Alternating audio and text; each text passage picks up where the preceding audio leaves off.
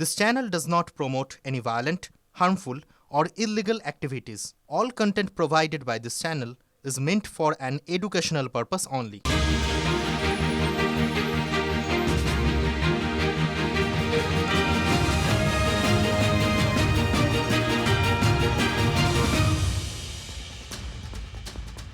নমস্কার, আমি ঠোঁটকাটা রাজা চট্টোপাধ্যায়। কে বলেছে বাংলার পুলিশ মানে আমাদের রাজ্যের পুলিশ সক্রিয় নয়? তৃণমূল কংগ্রেসের প্রাক্তন সাংসদের অভিযোগ পেয়েই অভিযুক্তকে গ্রেফতার করল পুলিশ। অভিযোগকারী পরিচিত মুখ, তিনি সেলিব্রিটি। যাদবপুরের প্রাক্তন তৃণমূল সাংসদ, অভিনেত্রী, মাঝে মাঝে গানও গান মিমি চক্রবর্তী। রবিবার বনগাঁর নয়াগ্রামে একটা অনুষ্ঠানে আমন্ত্রিত হয়ে গিয়েছিলেন মিমি চক্রবর্তী। সেই অনুষ্ঠানে আয়োজকদের বিরুদ্ধে হেনস্থা করার অভিযোগ তোলেন মিমি, এবং তাও সেটা মঞ্চের ওপর প্রকাশ্যে। বনগাঁ থানাকে ইমেলে অভিযোগ জানিয়েছিলেন তৃণমূলের প্রাক্তন সাংসদ মিমি। তনয় শাস্ত্রী নামে এক আয়োজক বা উদ্যোক্তার বিরুদ্ধে মিমির মূল অভিযোগটি ছিল যে তাকে জোর করে ইচ্ছার বিরুদ্ধে মঞ্চ থেকে নামিয়ে দেওয়া হয়। তখন জলসা চলছিল, বলা হয় প্রোগ্রাম এখানেই শেষ। তনয় শাস্ত্রী, যিনি পেশায় একজন অ্যাস্ট্রোলজার, একজন জ্যোতিষী, তিনি আত্মপক্ষ সমর্থনে বলেছিলেন পৌঁছতে অনেক দেরি করেছেন মিমি চক্রবর্তী, মানে তার যেটা শিডিউল টাইম ছিল তার থেকে ঢের দেরিতে সেখানে পৌঁছন মিমি চক্রবর্তী, এমনটা যিনি গ্রেফতার করা হয়েছে যাকে তার দাবি। এবং একই সঙ্গে টিভি ক্যামেরার সামনে এবং অনেক রিলসে, একের পর এক রিলস আপনারাও হয়তো সোশ্যাল মিডিয়াতে দেখেছেন, তিনি বলছেন যে মিমি চক্রবর্তী অ্যাটিটিউড দেখিয়েছেন, অর্থাৎ এক ধরনের উন্নাসিকতা দেখিয়েছেন, এক ধরনের ঔদ্ধত্য দেখিয়েছেন, যেটা তাকে সাজে না। এটা তার অভিযোগ। রাত 12টা পর্যন্তই পুলিশের অনুমতি ছিল ওই জলসা। সেরকমই থাকে জেনারেলি, আমরা মফস্বলে, আধা শহরে, গ্রামেগঞ্জে তাই দেখি। তিনি আইন মেনেছেন মাত্র, এটা তার দাবি। আজ সেই তনয় শাস্ত্রীকে গ্রেফতার করল বনগাঁ থানার পুলিশ।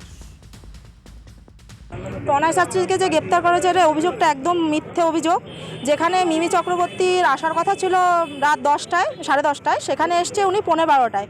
12টা পর্যন্ত ফাংশনের টাইম থানার থেকে টাইম নেওয়া হয়েছিল। যেহেতু মাধ্যমিকের পরীক্ষা 12টা পর্যন্ত আমাদের থানার থেকে পারমিশন ছিল, 12টা পর্যন্ত অনুষ্ঠানটা করা হবে। এবার 12টা 15:12টায় হচ্ছে গিয়ে মিমি চক্রবর্তী উঠেছে। এবার 12টা 2 হয়ে গেছিলো, তখন আমরা কেউ তো একটা উঠে অনুষ্ঠানটা মানে বারণ করতে হবে, বন্ধ করতে হবে। তখন দাদাকেই আমরা বলেছি, দাদা তখন উঠে মিমি চক্রবর্তীকে কিছুই বলেনি। আমাদের কাছে ফুটেজ প্রমাণ সবই আছে। আপনারা মিমি চক্রবর্তীকে দেখলেন, অবশ্যই এখন রাত্রি 12টা হয়ে গেছে, এখন মিমি চক্রবর্তী প্রোগ্রাম এখানেই শেষ। ওকে, সবাই খুশি তো? হ্যাঁ, প্রোগ্রাম হবে, আপিস আছে। ওকে, কি না নারায়ণ বললেন। Thank you so much.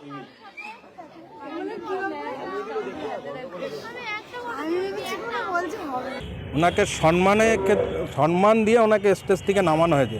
ওনার 10:30টায় যাওয়ার কথা, উনি 12:15টার সময় উনি গিয়েছে, স্টেজে উঠেছে। এবার তখন গিয়ে দুটো গান করেছে, গান করার পরে এবার আমাদের পুলিশ পারমিশন ছিল 12টা পর্যন্ত। এবার 12টা 2-এ ওনাকে স্টেজ থেকে নামানো হয়েছে। বনগাঁর যে গ্রামে এই অনুষ্ঠানটা ছিল, সেই নয়াগ্রামের স্থানীয় বাসিন্দা তারা বারবার বলার চেষ্টা করছেন যে তারা মোটেই আইন ভাঙতে চাননি, পুলিশের বেঁধে দেওয়া সময়সীমা তারা পেরোতে চাননি। যদি পেরোতেন তাহলে আবার পুলিশই ঝামেলা হতে পারতো যে 12টার পর কেন প্রোগ্রাম কন্টিনিউ করছো, এটা তাদের যুক্তি। এরপরও পুলিশ যখন তনয় শাস্ত্রীকে গ্রেফতার করতে যায়, এলাকার মানুষ কিন্তু আজকে বিক্ষোভ দেখাতে শুরু করেন। কয়েক ঝলক দেখুন। কেউ যাবে না এখান থেকে, অনেক কিছু হচ্ছে। আপনারা দেখুন ফালতু হ্যারাসমেন্ট হচ্ছে এখানে।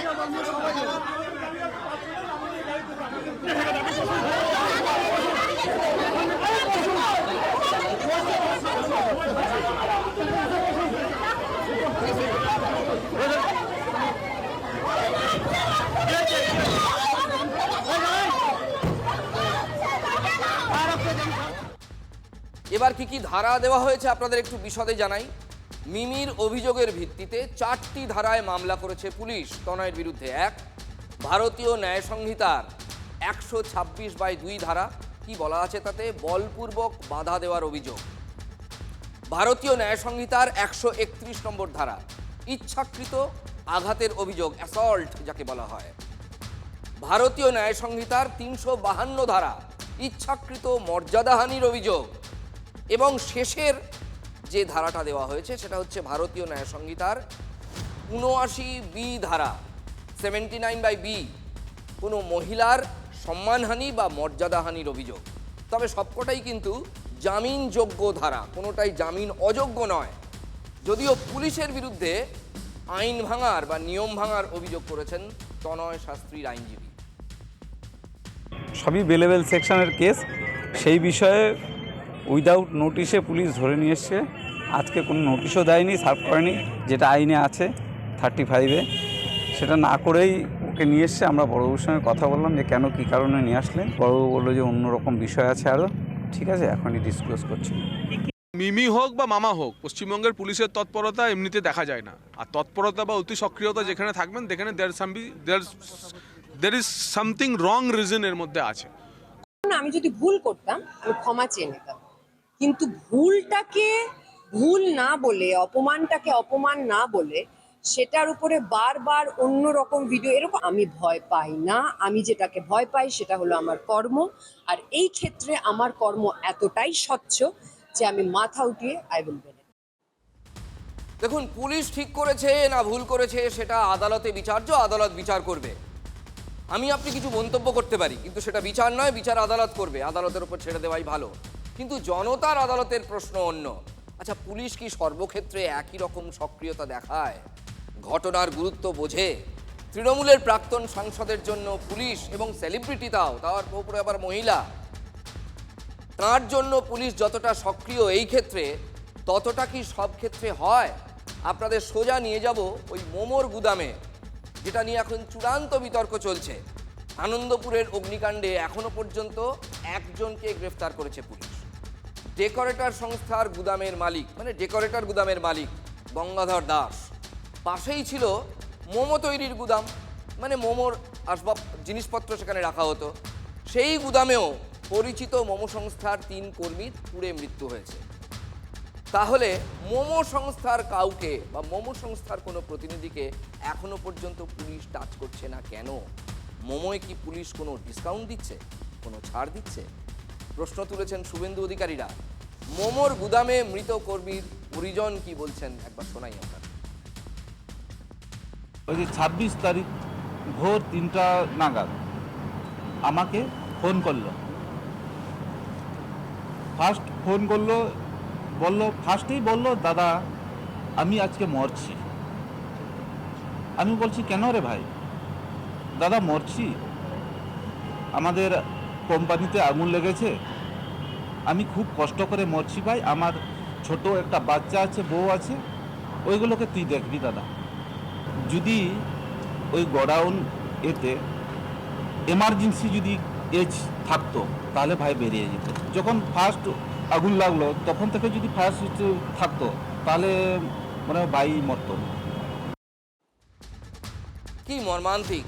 যা খবর এসেছে, ডেকোরেটর সংস্থার গুদামেই প্রথম আগুনটা লেগেছিল। কিন্তু এর মানে এই নয় যে মোমো সংস্থা সম্পূর্ণ হাত ধুয়ে নিতে পারবে।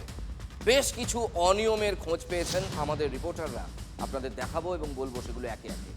মোমোর গুদামে ঝলসে মৃত অন্তত 3 এখনো পর্যন্ত, আমরা তাই জানি। ভাড়ায় নেওয়া হয় 11,000 বর্গফুটের এই গুদামটি।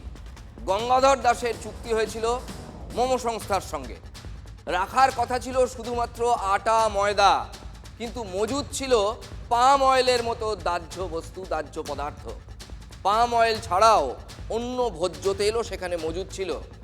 সরকারি ছাড়পত্র ছাড়াই মজুদ পাম তেল কী করে সম্ভব? এটা নিয়ম ভাঙা নয়। দমকলের ছাড়পত্র ছাড়াই চলছিল মোমোর সরঞ্জাম রাখার গুদাম। দমকলের ডিজি ঘটনাস্থলে দাঁড়িয়ে কি বলেছিলেন এখন আপনাদের আর একবার শোনাব।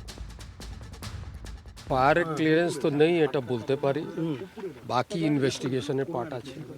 যেটা ফায়ার পার্ট অব্দি থেকে এই ক্লিয়ারেন্সটা নেই কিছু। এই জন্যই আমরা প্রশ্ন তুলছি, মোমোয় ডিসকাউন্ট? কোনো ছাড়পত্রই ছিল না। আইন কানুনের তোয়াক্কা না করে গুদাম চালানো হচ্ছিল। এর জন্য কি বিরাট ক্ষতি হয়েছে বলুন তো? আগুনই নেভানো যাচ্ছিল না। সোমবার সকালেই আপনাদের জানিয়েছিলেন আমাদের প্রতিনিধি সুজয় পাল। ঠিক রুবি হাসপাতালের পেছনে সেখানে একটি নামী মোমো প্রস্তুতকারক সংস্থা, সেখানে আগুন লাগে। মোমো প্রস্তুতকারী সংস্থা প্রচুর পরিমাণে পাম তেল মজুদ রয়েছে, দেখতে পাবে এখনও কিন্তু জলের সাথে তেল বয়ে আসছে এবং সেই কারণেই কিন্তু আগুনের উৎসস্থলে দমকল পৌঁছতে পারছে না বলে তারা দাবি করছে। আসলে এই তেলেই পিছলে গিয়েছিল দমকল, এই তেলেই পিছলে গিয়েছিলেন দমকল কর্মীরা, না হলে হয়তো কয়েকজন বেঁচেও যেতে পারতেন। তাহলে এক যাত্রায় পৃথক ফল কেন, প্রশ্ন বিরোধীদের। শুধু ডেকোরেটরের মালিককে গ্রেফতার করলে হবে না, বিহাইন্ড দ্য স্ক্রিন এবং আসল মধু যারা খেয়েছে সেই মধুখোরদের জেলে পুরতে হবে। আপনি বলুন, অ্যারেস্ট হয়েছে মাত্র একটা, কাকে বাঁচাচ্ছেন? মোমোকে আড়াল করছে, তার সঙ্গে চিটাগুড়ের ব্যবসা আছে নজরুলের। মোমো কি ডোনেশন কোথায় দেয় খবর নিন। পার মোমোতে হয়তো 25 পয়সা যায় কারো কাছে, সেই জন্য কোনো অ্যাকশন হচ্ছে না। Wow, Momo owner is being shielded because the owner is very close to TMC party and local MLA's husband, Mr. Nojrul. প্রাথমিক তদন্তের ভিত্তিতে গ্রেপ্তার হয়েছে। তাদের জিজ্ঞাসাবাদ করে যদি দেখা যায় যে এক্ষেত্রে গাফিলতি রয়েছে, তাদের বিরুদ্ধে দৃষ্টান্তমূলক ব্যবস্থা গৃহীত হবে। আমাদের টাকা দরকার, তদন্ত সঠিক হচ্ছে না, চাপছে গঙ্গাধর তো অ্যারেস্ট হয়েছে মালিক। ও গঙ্গাধর অ্যারেস্ট হয়েছে স্যার, এরকম অনেক কেসে অনেক অ্যারেস্ট হচ্ছে, আমরা দেখছি তো। রাজ্য পুলিশের তদন্তে আস্থা নেই, কোনো আস্থা নেই। আইসির এখানে যদি কর্তব্যে গাফিলতি থাকে, পূর্ণাঙ্গ প্রশাসন কোর্টের দরজা সবার কাছে খোলা আছে। ইতিমধ্যেই পুলিশ রিপোর্ট জমা দিয়েছে। ঠোঁটকাটার প্রথমার্ধে আপনাদের দেখাচ্ছিলাম মোমো সংস্থা যেটা পুড়ে ছাই হয়ে গেছে, যে মোমো সংস্থার গোডাউন আনন্দপুরে, তার কোনো প্রতিনিধিকে এখনো পর্যন্ত পুলিশ ধরপাকড় বা জিজ্ঞাসাবাদ করছে না কেন? বলতে বলতে এই ধরনের খবর দেখুন। আমরা বলছিলাম মোমোয় কি ডিসকাউন্ট, মোমোয় ডিসকাউন্ট কি শেষ হতে চলেছে? অনিয়মের অভিযোগ ওঠায় এবার ওই বিখ্যাত মোমো সংস্থার গুদামের আধিকারিককে ডাকতে পারে পুলিশ, তেমনই খবর। কথা বলবো আমাদের প্রতিনিধি সুজয় পালের সঙ্গে। আমাদের প্রতিনিধি সুজয় পাল কি বলেছেন শুনুন। মধ্যে পুলিশ এবং ফরেন্সিক তদন্ত করে এই মোমো কোম্পানির গোডাউন থেকে যে নমুনা পেয়েছে, তাতে কিন্তু পাম অয়েল এবং অন্যান্য দাহ্য তেলের উপস্থিতি পাওয়া গিয়েছে।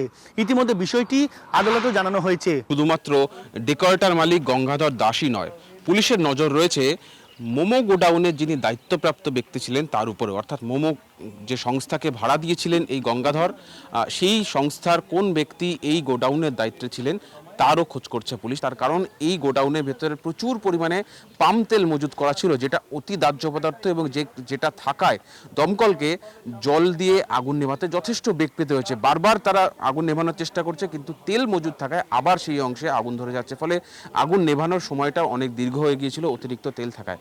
এবার দক্ষিণ কলকাতার মানুষের জন্য পার্টিকুলারলি একটা গুরুত্বপূর্ণ খবর, এটা জেনে রাখা দরকার আপনাদের। আগামী শনিবার জল সরবরাহ বন্ধ থাকবে বিস্তীর্ণ এলাকায় দক্ষিণ কলকাতায়।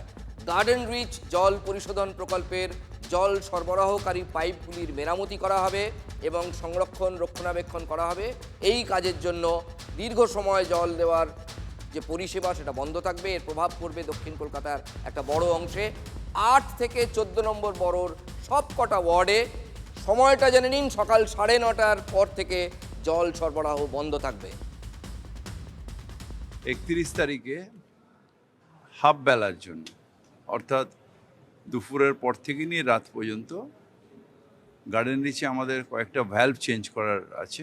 সেই জন্যে দক্ষিণ কলকাতার বিস্তারিত জায়গা, অর্থাৎ টালিগঞ্জ, গার্ডেন রিচ, বেহালা, ছেতলা, রাসবিহারি, যাদবপুরে একটা অংশ, এগুলো জল সাময়িকভাবে এক বেলার জন্য বন্ধ থাকবে।